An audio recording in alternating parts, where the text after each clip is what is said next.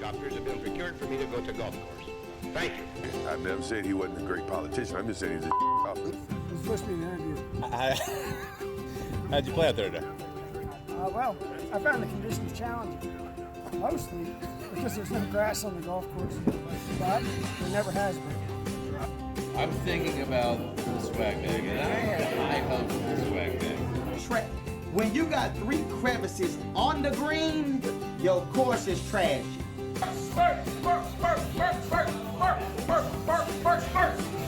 What's happening, folks? Welcome back. Beltway Golfer episode 9. Alex Dixon here. This week, got an awesome guest, Scott Rattan, teaching professional at a Congressional Country Club and currently the Mid-Atlantic PGA Teacher of the Year. I got connected with him just a few weeks ago after I asked some folks on Instagram who would be a good fit or some recommendations for guests on this show, and several people said John Scott, so I reached out and he was incredibly responsive and willing, and when it came time to actually do the taping was super accommodating. Since Congressional is under renovation, we couldn't film it there. We were going to do it at a different course, and then a storm rolled in, so kind of at the 11th hour we switched to doing it remotely over Zoom. So this is the first episode of Beltway Golfer that is done over Zoom, and I think it went well. If you're watching it on YouTube, you'll notice that my lighting was terrible, but we got through that, and John Scott kept a straight face, so I appreciate him for doing that. And the audio was good, and the conversation was great. So John Scott has got a ton of unique insights and perspectives, being a stud golfer as a youth and in college, and made a run as a professional golfer as well, became a coach, is now obviously a teacher, has some fun stories about being a caddy, and even in some pretty big tournaments. And his view on this area is that it's very underrated or underappreciated on a national level as far as the amount of golf talent that comes from this region. So he goes out of his way to name some of those folks, some that he's worked with, some maybe that is not, but just to kind of highlight and make sure that folks know those names and are following them and tracking their careers, which is super interesting. And I agree with him, even though the reason I started this podcast was maybe less so about the golf talent coming out of this area, but just all the super interesting people and personalities that are connected to the game, specifically around DC. So it was really fun to chat with him and to learn his story. We sat down for almost an hour, and I hope everybody enjoys as much as I did. Here it is.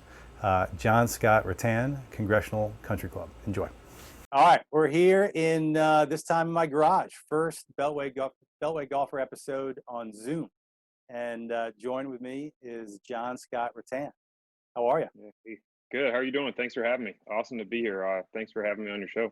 Yeah, let me start off by thanking you for being incredibly flexible. John Scott and I, we were, let me start off by saying he's currently a teaching professional at Congressional Country Club. You got it. Yep. Which is well known, is under renovation right now. Yep. And as folks who have listened to this podcast know, I've been doing most of them on site in person, and so we were looking for a spot to do this. And correct me if I'm wrong, you're doing some of your teaching now at Bethesda Country Club. At Bethesda Country Club. Yeah, Bethesda's. You got it. They're nice enough to help us out while we're doing this and with all the COVID stuff. So, yeah. And Falls Road. Finding a spot was tough. Falls Road sometimes, mainly at Bethesda though. Yeah. Right. Well, we were going to do it in person today, and then the remnants of a hurricane were coming through. So yeah, we've adjusted. Yep. We're doing it on Zoom, but I appreciate you being so flexible and it's awesome. We're ready for a good conversation. Yep. Awesome. Let's kind of start on your kind of resume as a golfer, as a teaching professional, the whole 9 yards. Yeah, I mean, well, I'm a Beltway kid. I grew up in Montgomery County. I went to Montgomery Village Middle School, Watkins Mill High School. You know, my dad was a teacher in the county for 42 years. He taught history at Watkins Mill for, I think, almost 19 or 20 years. So grew up in the county, went to Watkins Mill. I went to college. My first year of college, I went to James Madison, and right through the middle of that, they had some Title IX issues. So I ended up transferring to Tennessee. Probably one of the few men that, they can think Title IX helped me out, because it gave me a huge opportunity to go to University of Tennessee. I played golf there. Go ahead. I want to stop you there for 1 second, only because you skipped over an accolade that is pretty impressive. For anyone that's grown up in this area and played any sports, your goal is, or like the ultimate goal for any high school athlete, is all Met. And when you were at Watkins Mill, you won All Met Player of the Year in golf. Yeah, I was lucky. We had a lot of good, like Montgomery County golf's got some strong talent with it, and Maryland golf, for that matter. The DMV has some really good golfers come through it. I think in our class we probably had 8 or 10 people play Division I golf right out of the class of 2000. You had Ryan Tyndall went to Illinois, Kevin O'Connell went to Virginia, Jamie Farah at Georgetown. I went to play college golf. I'm sure there's others in there that I'm missing it off the top of my head, but we had a lot of good golfers come through that. And, it was a really cool experience for me going through that, All Met Player of the Year. Yeah, I was excited. I won the state championship my senior year, Maryland State Championship, in like a 4 or 5 hole playoff. So it was a little dramatic for me, to win that at University of Maryland. So that probably got me over the hump to win the award, because it was kind of in a little bit of a dramatic playoff. But that was a cool experience. So being, an All Met Player of the Year in golf, and Maryland, DC area, not as well known for golf, maybe youth stud golfers quite as much as some of the places down south. You mentioned you started out at JMU. Were you heavily recruited? Yeah, I mean, I was recruited by a lot of local schools. Virginia Tech recruited me, Maryland recruited me, JMU. JMU, like back then, college golf was really different. Like they had, like you went to regionals through districts back then. This was 98. I was getting recruited, 98, 99. And the whole time I'd wanted to go to the University of Maryland. My whole family went there. My dad went there. That was like my school. The basketball team was awesome. I was a huge fan. And it just didn't work out. And I started to get recruited. I started to play a lot better. Like the summer of my senior year, I started to play better in some of the AJGA tournaments and some of the bigger national tournaments. I started to get noticed a little bit, and I was recruited by Tennessee after that, and some other schools down south that had some interest in me. But I had already committed to JMU, and it was great. Like we had a really good team again coming in there. Jay Woodson, he's won the Virginia State Open 4 times, State Am 5 times. Like he's an amazing golfer. Not many people have done what he's done in Virginia State golf. He was on the team. He was in the same class as me, Tom Strange, Charles Hong, Mike Gooden. He's the pro at Kinloch now. Like, we had a good team. So college golf back then, the districts, you got to regionals through districts. And JMU was one of the best teams, probably the top 2 team in that district. So like I was doing that. We were going to play in NCAAs all the time through that. And, that was my deciding factor. So what you said, Title IX came along, and that kind of caused your transfer to Tennessee. How did that affect? Yeah. What happened? Why did that? So honestly, it was really bizarre. Like, as I remember it now, like we got an email. Back then, email was just started making me sound old here, but email was just new then. It's like 2000. You got an email of, JMU didn't comply with, Title. There's 3 ways you can comply with Title IX. They didn't comply one way with Title IX because they had so many Division I sports. They had probably 32 sports, and it didn't. The amount of male to female ratio was off, so they had to cut teams. So we got an email saying that as of next year, golf's not going to be funded unless they raise the amount of money. And so when that happened, all the student athletes were allowed to transfer from their scholarship. They were allowed to move on without sitting out a year. So I explored my opportunities. I had offers again from Maryland and Virginia Tech and Tennessee, and I went to Tennessee and I jumped on it. And it was probably one of the hardest things I've gone through because I have so many close friends at JMU, and it was a great experience. But going to Tennessee was probably the best thing that's ever happened to me from a golf perspective. I got to be around a whole different type of program. Like that was big time college athletics there, and it was probably one of the better things that I was able to do. I'm a huge Tennessee fan. I got a Tennessee football in the back. I'm very proud of that. I made the all SEC team there one year, the second team SEC team there. Me and Kevin Kisner were on the same team. Our careers went a little different from there, but I'm proud of, that was a big deal for me. And I'm proud of being an alumni at UT. Absolutely. So you made all SEC there. What was Kiz? Was he, I imagine he was a stud then? He was good. Like we played for whatever reason. We played with Georgia a lot. Like our NCAAs my senior year was at Caves Valley. So Tennessee, we had really good players too. But hanging with Georgia for 4 days was a different animal. You know, like we can hang with them. I think we were probably, I don't know. It's been so long now. We were probably in the top 5 after the first day. I remember I shot 72 because that was my low round of the week there. But you know, we could hang with them for 1 or 2 days, but not for 4 days. You know, they on that team. I'm pretty sure Brendan Todd was on the team. Kevin Kisner was on the team. I'm pretty sure.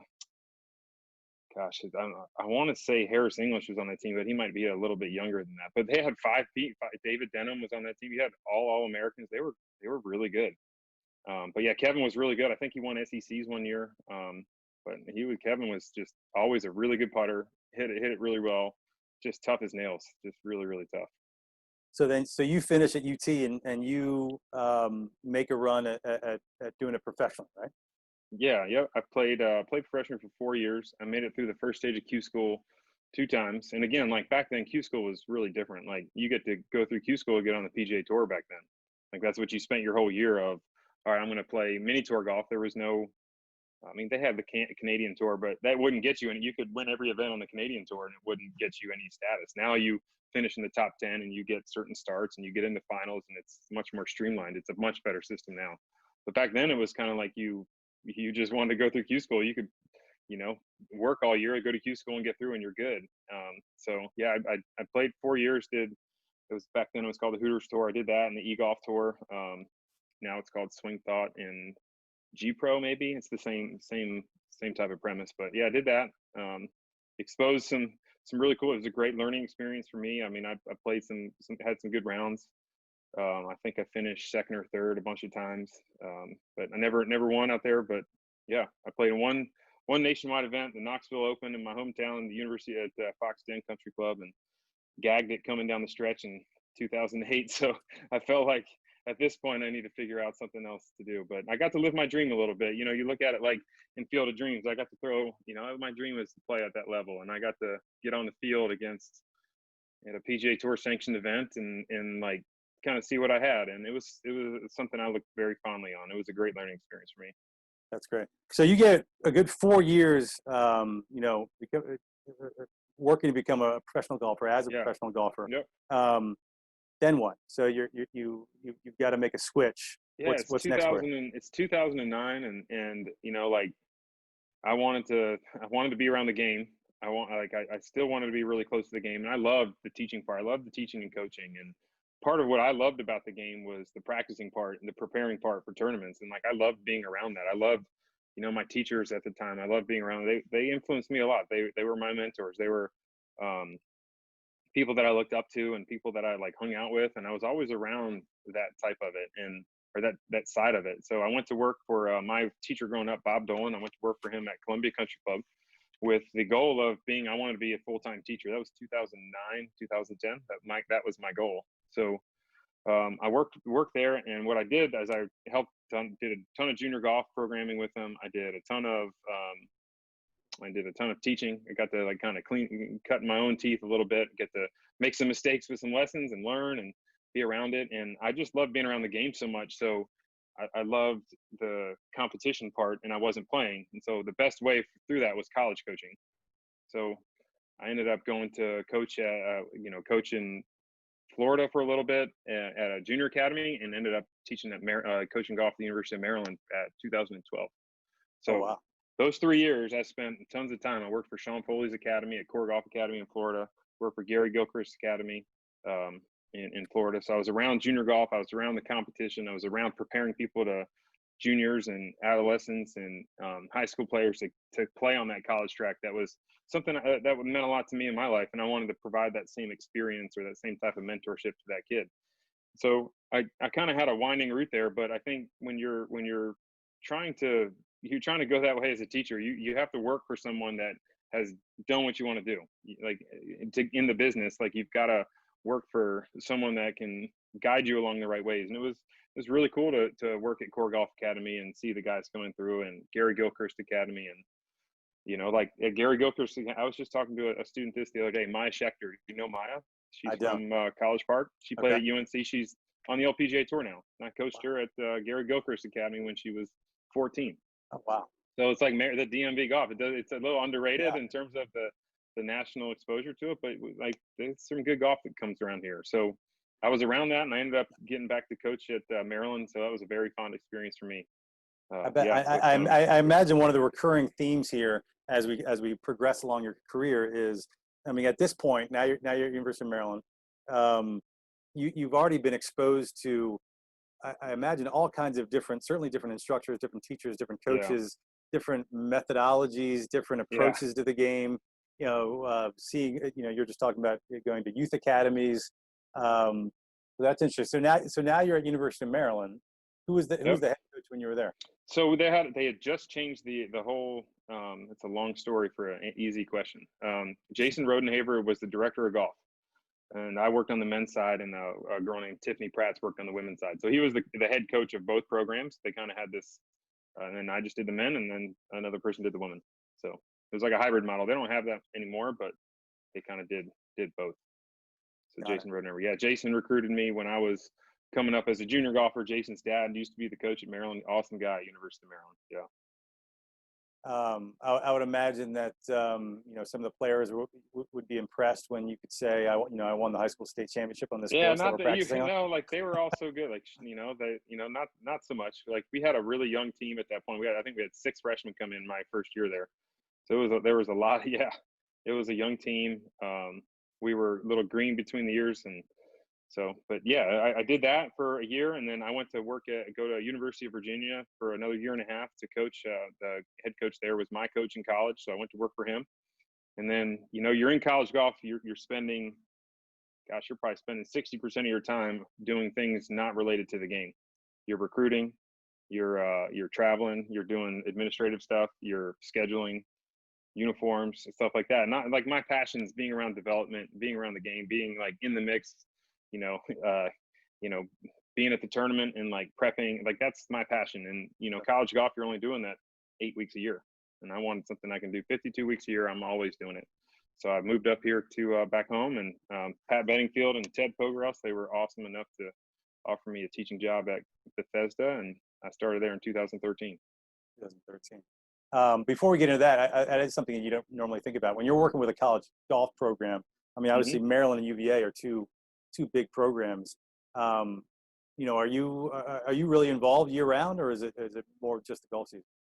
Well, the NCAA limits certain things you can do, because they're going to limit hours. Like college golf is a fall and spring sport, so they're going to limit some of I'm trying to think how to answer this the best way. During the season, you're allowed 20 hours a week, but you're obviously going way over the 20 hours, because they're deeming a round of golf is. They used to deem a round of golf as 3 hours. Like it takes 6 hours. Like like it takes a while. And we wish it was always 3 hours. Yeah. So, I mean, you're involved in it depending on the coach. Like I know, like certain coaches, are pretty involved in the swing stuff and like prepping from a development standpoint. Certain coaches, they want to let the players play, and they're managers of it. Like Bruce Hepler at Georgia Tech is amazing at helping manage the programs and kids, and everyone that leaves Georgia Tech, I mean, those guys know how to run their business as a golfer. So he does a great job with that. And then you got guys like Nick Kleiner's awesome coach at Auburn, and he does a lot of swing and technical work, and he still teaches a lot of his guys that play on tour. So you kind of see both of what's happening. Yeah. So you make the switch to being a teacher professional, and you start out at Bethesda Country Club. You said 2013. Yep. How long did you spend there? I was 4 years. 4 years. 4 years. Yeah. What is that transition like? I mean, totally different kind of. Now you're going out and trying to get your own. I think so like again, Bethesda is a great club, and it's a very active club in terms of like their membership. Like there's a lot of people there that really practice and they work at it.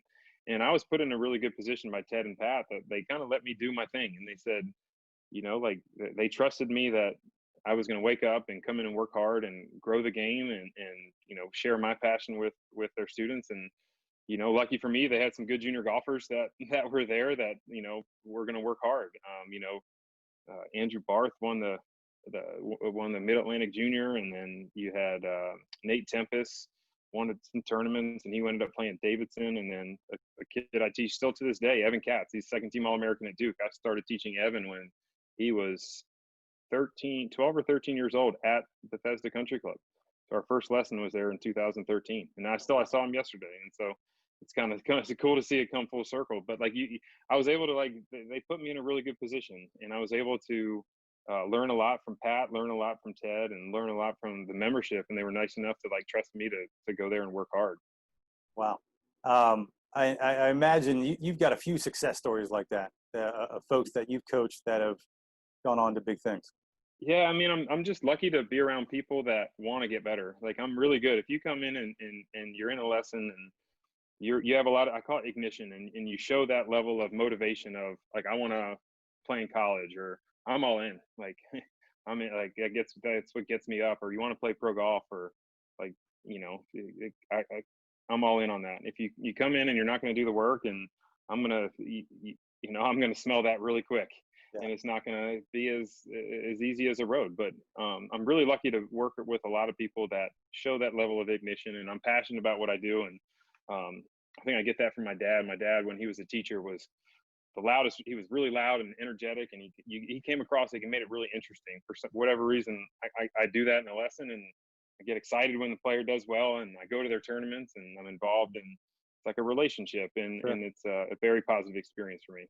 There's so many tournaments now, and it's so much of it's happening too soon, in my opinion. I'm definitely not on the early specialization train. I'm on the general. You got to have a lot of broad experience of things to do and to learn from, and you'll be a very complete person first, and then a golfer third, fourth, or fifth down the list. So I try to really reinforce that to the parents, because there's a lot of pressure, especially with the way the college stuff's going. There's a lot of pressure on parents. Number one, they want to have their student play a sport in high school so they can put something on. So they help them to get into college, right? They're having to have all these extracurricular activities, and I think there's a lot of pressure on these kids to start really soon and specialize. And I'm much more on the take your time, become a complete person first. Know who you are as a person, and if you're really good, learn to win at that level. Jordan Spieth, did a great, unbelievable job at that. And Tiger Woods, unbelievable job at that, as his family did. So it's I don't know if there's a specific age, but you're going to see when the kid starts showing the ignition and starts wanting to go to practice on his own and wants to start doing things on his own, that they'll kind of lead the way in that regard, more so than you'll have to say, oh, I need to, find a full-time coach that does this, and this. The kid will lead the way if they're really into it. But yeah, I mean, I'm much more into not early specialization, be a general first, and a broad sense of experience first. Got it. So so you spent 4 years at Bethesda. Was Congressional next, or was there somewhere between? The Congressional was next, and it was always my dream to be the teaching pro. You grow up here, Congressional is that's it, right? You grow up in this area, Congressional is Congressional. It's it's the spot you want to be. And I was very fortunate. A student, I taught a couple students there that did well. Joey Lane won the Eastern Amateur, and he's a member at Congressional. He won the Eastern Am, and he won the Virginia State Am all in the same year. And he's a member there. And I taught him since his freshman year at Virginia Tech. Him and his brother plays at Maryland now, and his moms have played in a couple of U.S. senior Ams. So it's a great family and great golfers. And I was lucky enough to teach him, and they had some success. So Joey's on the Korn Ferry Tour now, and I don't know. People knew who I was probably because of Joey was winning some tournaments. And Connor Tendall, he went to Wooten. Connor Tendall played at Maryland. He went to Wooten High School. Great golfer, and he was a member there. And again, I was really lucky to teach some good players that were members there. That kind of word got out, I guess, and an opportunity came, and I jumped at it. Sure. There's a question for you that I'm sure a lot of folks don't know. When you're a teaching professional, especially at a place like Congressional, but even Bethesda, any kind of private club, are your students and the folks that you're teaching, what percentage of them, or are they all members at that club? Usually, I would say at most, it's a great question. At most clubs, there's a deal between the teacher and the club. Right now, I'm allowed to do 30% of my lessons are non-members. So 70% are members, 30% are non-members. So, so I say no way more often than I say yes. And most of the times I'm doing the non-members, it's like when I was at Bethesda, it was a Connor Tyndall, or it was someone who's showing that ignition that I know is going to put the work in, that I know who's going to, hold up their end of the deal. I'm not just going to do that to anyone. Did that take some time to kind of build that up? I mean, obviously now you've put some guys on some of the tours. People have seen, the results of the I don't know. I teaching. think I just was I was just lucky. Like coaching golf in college, you're already recruiting these kids as a college coach. I already knew who most of the kids were in 2011, 12, and 13 because I recruited them at Virginia and at Maryland. And then when I was at Virginia, Denny McCarthy was on the team, and I coached Denny for the year and a half maybe after I left Virginia. Oh, wow. So when I'm coaching Denny and Denny comes to Bethesda and people see that, that helps. And it helps when they play well. Yeah. And I care about what I do, and I'm very passionate about it. And I'm, I do my best for each student and do the best I can with them. I think that people see that, and I just work hard at it. I don't know. I was lucky and I work hard at it. So there's another. So Denny McCarthy. I mean, that's a great example for my next question. For folks that don't know, he's a local kid. Went to Georgetown Prep, UVA, now on the PGA Tour. Yeah. See, DMV golf again. Exactly. Yeah. I followed him around for a few holes at the U.S. Open qualifying at Woodmont a couple of years back. One time I've really seen his swing up close. But someone like that. So you said he was on the team when you were at UVA, and then you continued to coach him a little while after. I mean, he's a stud. What do you work? What do you? I mean, obviously, even the best golfers in the world, they still have their coaches, and they'll always have their coaches. But someone like that, obviously at that time, was he already, when you were working with him, was he already on the tour? Did he make that leap? No, so I worked with him. So his sophomore year was when I was at UVA, and then his junior year, I was at Bethesda. So he would come up all through the summer, and I would see him then. I mean, Denny's all with a player like Denny, I caddied for him when he won the Maryland State Open, and it's helping him think through things and bringing him his own best self out. I probably would say with Denny, he's a great putter. He was way good before I ever met Denny. I think there was things I tried to do with his swing that were injury preventative. Long-term, seeing things like the way he would move to try to keep him healthy. It's hard to play the PGA Tour when you're not healthy and you can't, you're hurt. But I think, Denny was always going to be a good player. He was always a good putter. He just knew how to score. I think the best thing Denny knows how to do is he knows how to score. And it's reflecting on the PGA Tour right now. He's one of the best putters in the game. He just knows how to get it done. And, I don't know if you saw, he got in the PGA this week, so be rooting for him. He got in as an alternate yesterday. So, yeah. Oh, wow. No, I didn't see that. That's awesome. We'll, certainly. Yeah, I mean, Denny was an amazing basketball player, right? Really good shooter. I heard that. Kid he just knows how to score. He just knows how to be an athlete. He just knows sports, and he just knows competition. So it goes back to our other question on development. It's like he has a broad sense of what competition looks like. Denny did not stand on the range too long, looking like a robotic swing. If I had any regret in coaching him, it would be I probably tried to get him to do that a little bit more than he needed to. My mindset as the teacher being like, I don't want him to get hurt, and then two, it's like, I want him to play better. But Denny was good way before he met me. He'll be a great golfer for many years. There's not many people from this area making the Walker Cup. It's a pretty big deal.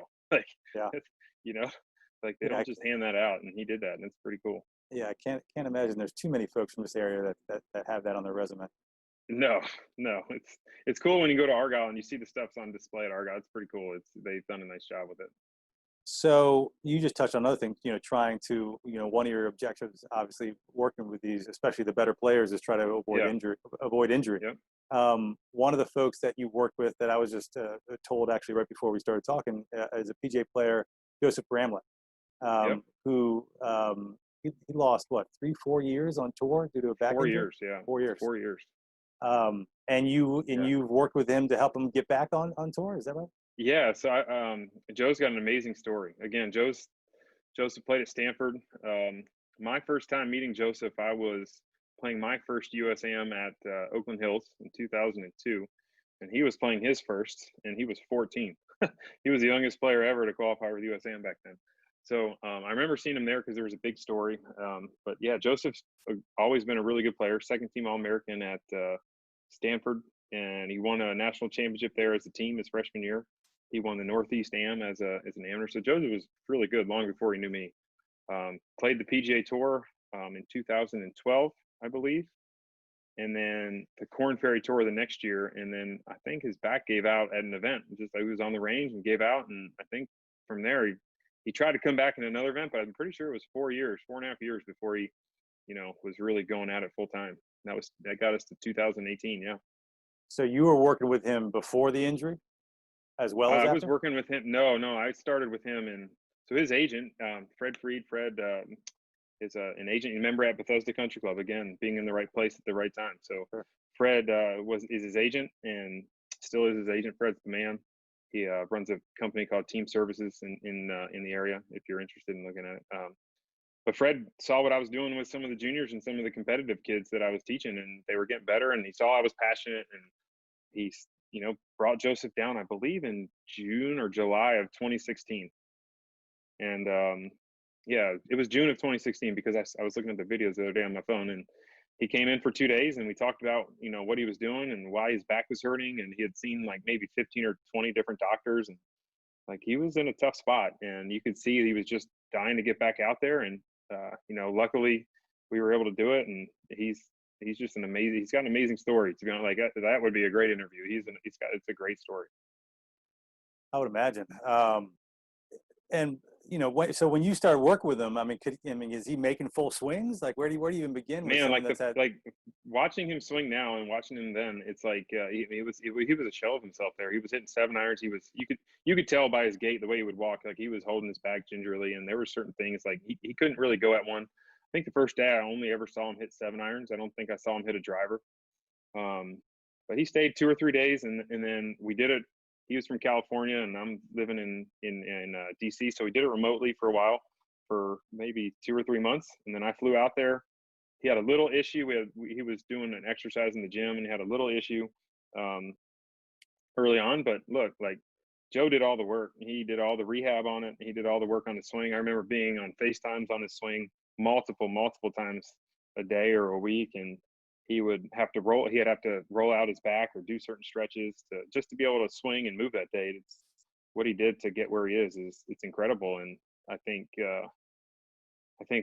he had 4 starts on the way the medicals work. And if you're not familiar with how the PGA Tour works or the Korn Ferry works in terms of the starts and like the status, it's a whole nother conversation. You could have a whole podcast just on that. But he had 7 on a full medical back then, got 7. And he, over the course of 4 years, I think he used 3, and he was not able, like he used 2 of them and he didn't finish the tournament. He used 1 and made the cut. So he wasted 3. And so he had 4 events to make, let's call it $15,000. On the Korn Ferry, that's pretty good. You got to finish the top 15 probably. And, our first event, like I went to Panama and caddied for him, and he shot 73 the first round, which wasn't a very good first round. And I think he was like 1 over through 10 in his going to his second round. And he bogeyed the 10th hole. We airmailed the green with a pitching wedge on the 10th hole, and he left himself just dead. And we were on the outside looking in. And something Joe is, to this day, is so amazing at. He can make things happen. Not many people can do that. And he went and made the turn. He made 4 birdies of his next 6 holes and shot 68, I believe. Which could have been a 66 if like all golfers are like, well, we left 1 out there. And he made one of the best 8-hole runs. Like he just forced himself, made himself, willed it to happen. And that was one of the coolest things I've been around. And to see that was huge learning experience for me. It gives me chills just thinking about it. But yeah, so then he got through and finished like 23rd, made him a little bit of money. The next week he went to Mexico and finished 4th. Oh, wow. Then he was a full member of the Korn Ferry Tour again, and that was 2018. And he just narrowly missed his card that year, and he got it last year. I can't imagine being. I've got folks that I'm fans of on tours and folks that I follow, but being so involved and so close and being their teacher. I mean, just watching them, even if it's on TV, must be. You're living and dying with them out there. Yeah, like I caddied for him in Panama, and I caddied for him at the U.S. Open last year. The U.S. Open was hard. Like I didn't think I was. Like I've caddied in USA. I've caddied in tons of tours. I've caddied in the Kemper Open. I caddied for that 3 times. I caddied for Curtis Strange in the Kemper Open. Like so, oh, wow. It's like I've caddied in big events before. The U.S. Open for me was another level, and I didn't think I was up for it because Pebbles, it's a tricky golf course. I was a little intimidated by it, but I'll never forget. He hit on 18 at Pebble. He hit hybrid. This is how good he hits it, or how far he hits it. 18, he hit hybrid off the tee, hybrid onto the green. He had this 250 shot, which is a little in between clubs for him, but he hit this high cut hybrid to like 15 or 20 feet. And he's from California. He's from San Jose, so it's kind of like a hometown event. We had a bunch of people watching us. Almost like the final group on the first round, and he makes this 30-footer for eagle. And that place, I was screaming, I was yelling. It was one of the coolest things. It was just Thursday. It was just Thursday of the U.S. Open. It wasn't even Sunday. Yeah. He made eagle to shoot 73, and I'm acting like he won. And it was such a cool experience for him to have me do that. Like, I'm grateful to be able to do that. Oh, that's awesome. But yeah, it's hard. It's hard. Like watching him yesterday, he played in Barracuda. He was in 5th place going in the final round. He ended up finishing 12th, 11th or 12th. And, it's hard to watch. It's hard to follow that app online. It's terrible to watch. I bet. So as a little segue there, so speaking of apps and online, and you touched on a lot of your coaching with him was virtual, since you guys are on opposite sides of the country. I'm just curious what your thoughts are with, teaching, especially during the last several months of the coronavirus and so many folks having to be indoors, that online and virtual coaching seems to have exploded. Yeah. Do you do much of that aside from him? Do you do much of that? I don't try to start out the relationship that way. It's a hard way to do it. I look at the mindset of teaching as a transformational relationship, not a transactional one. And I try to take that into heart in everything that I'm doing. In terms of just online lessons, I don't know if I'm getting the best out of students getting the best of me, because it takes time to build certain things, and you're not seeing everything online. Is it a good thing to do if you have some rapport with a coach? Absolutely. Like, there's guys that crush it, that do amazing jobs online. That's just not my forte, I would say. I'm good at it when I have a relationship and you have communication and you're able to see them play. But there's some guys that are way better at it than I am. But I think it's a necessary evil for golf instructors at this point. I think, the one piece of equipment that everyone has, that's probably the best best training aid that everyone has, is their phone. The video quality is so good. You can just set it up right in your bag and you can send it to anyone. And there's all sorts of apps, and Skillist or Coach Now, or there's so many, Swing AI. There's so many things people can go to. But my advice would be to get to a coach that you can have some communication with. You have a follow-up. He creates a plan. That's what we did so well with Joseph, is like, we created a plan. We created this system in which to work from, and he was successful with it. I think online coaching can go both ways with it. So you're at Congressional now. We touched on that. Congressional is, it's been under renovation for how long now? For at least, I would say 8 to 10 months now, probably almost a year. Do they have very exciting? What do they have a timeline on? I mean, obviously they're renovating this. They get awarded 2 huge events, PGA Championship and the Ryder Cup. A little ways in the future, but it's coming. Yeah. What do you know what their timeline is for reopening? I believe we're thinking June of 21, July of 21. Hopefully we have a good growing season, not a crazy winter. But yeah, I mean, there's tons of the back nines almost, all the holes are taking shape. It's pretty crazy to see a golf course come together like that. It's really interesting to see how that comes together. We touched on it just for a minute before we started recording. Andrew Green posted a picture on Twitter a few weeks back of 15 green, looking back at the clubhouse. That it looked like it was a different golf course. It looked like it was one of these pictures that people started arguing about online about what hole it was. It just almost looked fake. It looked so incredible. Yeah, it was a great picture. It was 15. There's it used to be really elevated relative to where you were hitting from the bottom, but it's gonna be a little lower. The backdrop's beautiful clubhouse, Congressional. You can see there's a run-up area on the left, and I think you're going to see that a lot in the design of. There's going to have a lot of different ways to play. It's not just you have to carry a bunker and land on the green, carry a bunker, land on the green. Yeah. So you're going to be able to hit a lot of different shots from it, and it's going to have a lot of different contours to it, and a lot of different options you can do as the player, especially on 15. So were you there since their? I'm trying to remember what the last PGA tournament hosted there. The Quicken Loans. I was not there during Quicken Loans. Because that same green was where Billy Hurley famously chipped in Oh yeah. To go up on. I guess I think just give himself a couple stroke lead over Ernie Els in Yeah, that I tournament. remember. So my history with Congressional is D. Like I was a standard bearer in the U.S. Senior Open there in 1995. I got my community service hours at Watkins Middle through that, and then I was a standard bearer there in 1997 for the U.S. Open. I believe I caddied there several times during high school. I played the Maryland State Amateur there. Now I work there, so it's a cool place to call home. Pretty good team there. Yeah, a great team. Mike Dixon, another Mid-Atlantic Teacher of the Year, is there. Stacy Miller's, LPGA National Teacher of the Year in terms of junior golf. Jason Epstein's, he's an awesome Director of Athletics. Jason Mills, our head golf professional from the Country Club up in Boston. So we're surrounded by people that they're very, very motivated people that really care about the game, really care about the members. We're all very lucky to be surrounded by such a place. And even through COVID, like the members' support to their staff there is like it's unbelievable. And our CEO Jeffrey Kriefel is the general manager. Like the support you see from the members to the staff is just like I don't know a club that does it better. So you just touched on mentioning Mike Dixon, but that he was another Mid-Atlantic PGA Teacher of the Year, and the reason he's another is because you were awarded the Mid-Atlantic PGA Teacher of the Year. What is the explain? What does anything come with that? Like what's that? What's that? Nothing comes with that. I mean, look, I think the way you get it is like I'm more honored that like a peer has to nominate you, and so some of my peers in the area nominated me, and that's more of what's special about that to me. Like I didn't hit a shot for one of my players. I never hit one shot for any of them. My students had a really good years the last couple of years on the course, and I'm very lucky to be involved with them. Whether they're whether it's Lee Detmer being a All-American at Wake Forest, or Davis Lamb winning the Maryland State Open, or Joseph Bramlett, or Joey Lane winning in China, or it's someone winning their club championship, or it's some Sophie Simon getting a scholarship to get. Like I'm just really lucky to be involved with so many people that want to get good at the game, that trust me with their process to it. Like that award, it speaks more about students than it does about me. I'm lucky enough to be on their journey.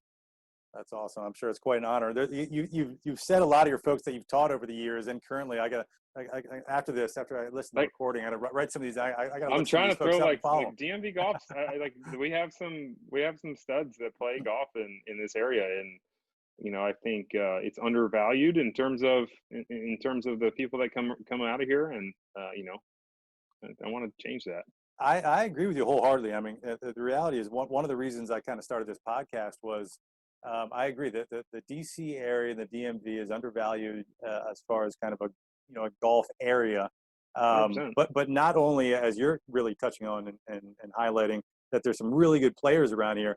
My reason for the podcast is there's really good players, but there's also just so many interesting people connected to the game and that are just super into the game in this area. I totally would agree. I mean, I would totally agree with that. And the more people that know that, the better. And I'm happy you're doing the podcast. When I found out about it, I thought it was awesome. And I think the DMV needs some of that. I think it's awesome what the trust is doing for, those courses in DC. I think that could just be so good for the game in this area. So yeah, I mean, I'm trying to give my students some love, because that award, especially going back to that award, it's much more about them than it's me. I'm just lucky on that end. So before I let you go, I heard you did another podcast a few years back that I listened to a couple of days ago. Yep. You mentioned that you grew up on Montgomery Country Club up in Gaithersburg. Yeah. So I grew up. The house my parents still live in is on Montgomery Village Golf Club, which it doesn't exist anymore. Gone. I don't know if you ever played that, but it's gonna be townhomes. But the course my dad was a member at was Montgomery Country Club, so that's up in Laytonville. So he still plays there. Yeah, made his 6th hole in one yesterday. Didn't even know it went in. Yesterday. How about that? Yeah. Number 6. Yeah. Oh man, I'm still waiting on number 1. Yeah, he went up to the green. He actually, listen to this story. He hits the shot. He's in like a B team match. He hits his shot and he goes up to the green. And he can't find his ball. Right? He can't find it. So he goes to the right of the green and he chips another ball into the green. He actually hits it. And he gets up to mark it and he's like, "This is not my ball." So he goes around and they spend like 3 minutes looking for the ball. And he's like, "What do you mean? I thought I hit a good shot. It was in the hole." Unbelievable. Like he hits a good shot at the pin and he's looking at it. I'm like, "Dad, what are you doing, man?" Yeah, he made a hole in one. Oh, you were playing with him? Oh, I didn't. I wasn't. Okay. I probably haven't played golf in 2 years, so I was That not was, playing. that was going to be my next question. On that same podcast, you said that, and this was recorded 3 or 4 years ago, Yeah. that you were only playing, if you're lucky, 8 to 10 times a year. And has it really gotten down that low where you haven't? Yeah, I played in a mean, couple years? I hardly play. I can't tell you honestly. Someone asked me the last time I played to keep a score, like a real, you sign the score, like it was actually rules of golf score. Gosh, it couldn't have been sooner than 2014. Is there any is there any concern? Obviously you've got all the credentials in the world, and it's not something to be concerned about. But if that your swing, you get a little rust on your swing. That No, like when, this. I mean, I'm not gonna say I don't hit balls. Like I hit Right. balls every once in a while. Like the swing, like that's something I did really well when I played was the swing. That's what I'm passionate about. Like I experiment with it. I try different like ideas out to be able to relate it to a student, or like I can still swing and do that. That's fine. It just doesn't go very far. I think the game is in a such different place than when I grew up. I don't think I ever had a lesson growing up that said you need to hit the ball far. Like we need to work on your distance. We need to hit the ball far. Like it never occurred to me. Yeah. And I would say everyone I'm teaching now, if you have aspirations to play like professional golf, by the time you're there, if your ball speed's not 170, like you're going to be hitting it short. And 170 is moving. Right. Yeah. No doubt. So if you're in 10th grade or 9th or 10th grade right now and you want to play pro golf, you get the 170 that's the baseline. Because of that, is that something when you get one of these, especially younger players coming in and starting to work with you, is that something that you immediately start to work on? Yeah, I mean, well, you're definitely keeping an eye on it. Like to play at that level, you need a little bit of a gear for every. If you're just watching the golf on TV yesterday, like you got Justin Thomas is moving it at 178 ball speed, Brooks Koepka 178 ball speed, and they couldn't look more different. Yeah. They couldn't move their bodies more differently, and you're definitely trying to gauge some of that with a younger player. It's only like I would say Maya Schechter, right? She's the LPGA Tour player from around here. She's 4th on the LPGA in driving distance, and it's around 290 right now. Like that's getting it. So distance is it's. I don't know if anyone needs to be Bryson DeChambeau. I think what he's doing is a little, like I don't know if that's long-term healthy for him, but if you got to hit it, you got to be able to move. Are there any swings on tour that when you're working with one of your students, you say, here's if you're looking for something to emulate, here's a couple of guys that you should really take a look at? It all depends. That's a really good question. It all depends on the player. I think the way people move and what they're trying to do.